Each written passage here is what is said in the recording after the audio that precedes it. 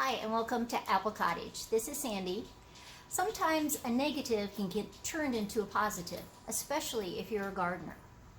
Today I was opening one of my blinds, the blinds in our master bedroom, and I broke it. It literally snapped off right here.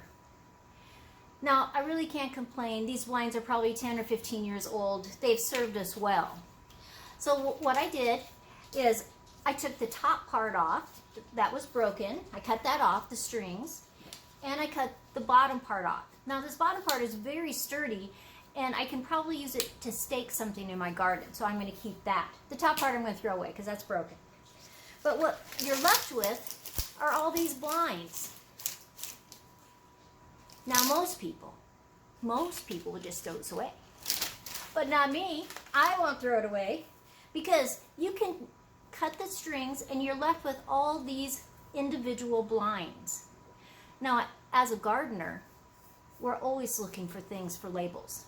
So what I do is, there's a little slot there where the string went through. That's the halfway mark, and I'm going to cut that in half. And then I'm going to cut it in half again. So I'm left with, they're pretty long tabs. Now, if I was going to use these for my seedlings, I would even cut them again so that I could put them in my seedling trays.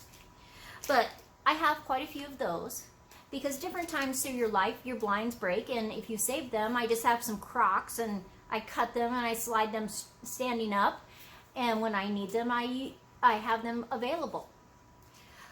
But when they're outside, your plant is outside and you're using these, you want to be able to bury them in the ground 4 or 5 inches, because in Wyoming our wind is strong. In fact, it's crazy. Today it was sunny, there was no clouds in the sky in the morning, and all of a sudden the clouds came in.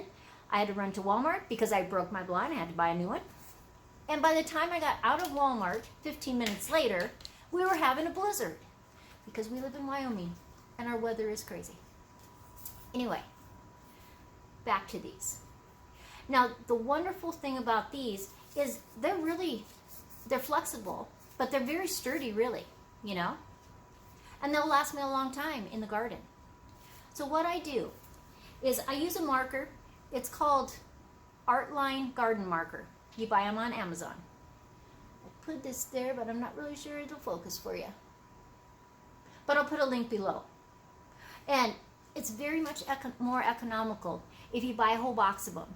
They're all, they have plastic around them when you get them in the box, so it's not like they're gonna, the liquid is gonna evaporate.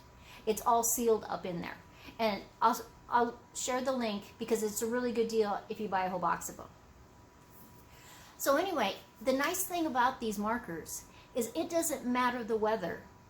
The rain, the snow, heat, cold, just the whole gardening season will not make these wear away. Where a lot of times you get a marker, you mark your plant, and by the end of the season, you can't even tell the name of that plant anymore. Yeah, I mean, you'll know that it's like a tomato or a carrot, but you won't know that variety. So what I do is, I know that I'm going to bury it about halfway, at least 4 inches, and basically I do it halfway. And then I'm just going to write my variety and the date that I planted. Now if I'm planting a row of seeds, say a row of carrots, sorry for the vibration, Max, one of our dogs, just hit the tripod. I just write the variety and the date. And that way I know exactly what it is. Because sometimes you're trying out a new vegetable or a new tomato. Somebody gave you some seeds and you're trying them. They tell you how wonderful it is. And honestly, I grow usually about at least 40 different types of tomatoes a year. Now, that may sound crazy. And my husband may think it's crazy sometimes. But it really gives, like, I make a lot of V8 juice. We drink it all through the winter, all the way until we have tomatoes again. I give them to family and friends. Once in a while I'll sell them at the market, but usually I don't make quite enough to sell at the market. So I like a lot of different varieties of tomatoes in there. some paste ones, some cherry tomatoes, big tomatoes. It doesn't matter. The combination of all those flavors is one of the things that helps the V8 juice taste so well. And so when I'm making V8 juice, the tomatoes are ready. I'm pulling carrots and onions and garlic and anything else that happens to be ready in the garden at the time. Swiss chard, squash, anything like that I throw into the V8 juice. And I'll do a video sometime about how I make my V8 juice, because so many times people have said, I don't like V8 juice, I don't really want to try it. And I say, just try it a little bit. And I can't even tell you how many times they've come back and they said, it doesn't taste anything like store V8. And really, I should call my V8 V12, V15, depending on how many vegetables that are in there in that batch. Anyway, sorry, digressing. So I would just take this, I would write tomato, I would write the variety, say one of my new favorite little tomatoes. I can't really say it's a cherry because it's not shaped round like that, it's more elongated. It's called an atomic. If you have a chance to get some of those seeds, it is phenomenal flavor for a small tomato. Anyway, so I would write atomic and the date that I planted it.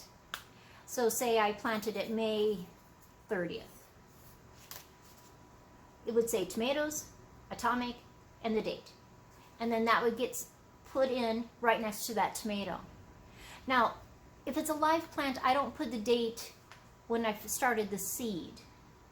Because in my seed trays I have smaller ones of these, and those would have the dates, and it would already be in my notebook.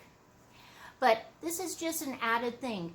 Even though on my gridded paper I have every variety of vegetable I'm doing, this is just another thing. So because I don't always have my paper or my notebooks with me, and so this way when I'm picking them, somebody's with me, they want to know what kind of variety that is, these are perfect. And I just love recycling things. So if you see a blind sticking out of somebody's garbage can, take it. If you're at a garage sale, a lot of times people have replaced their blinds and they're selling them for $1 or $1. Buy them because you can use them in your garden. You can actually use these if you need to shade some plants, especially little seedlings. You can rig it up so that it kind of blocks some of that really hot afternoon sun. There's just a lot of things that you can do with these.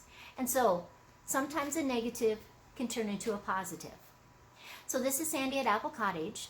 Please subscribe to my channel. I am giving away one of those little hamsters that repeat everything that you say when I get 100 subscribers. And right now I think I have 59, which isn't too bad because I've only been doing my videos for about 2.5, 3 weeks. So I appreciate everyone. But subscribe, like, and share my videos with the world. Thanks.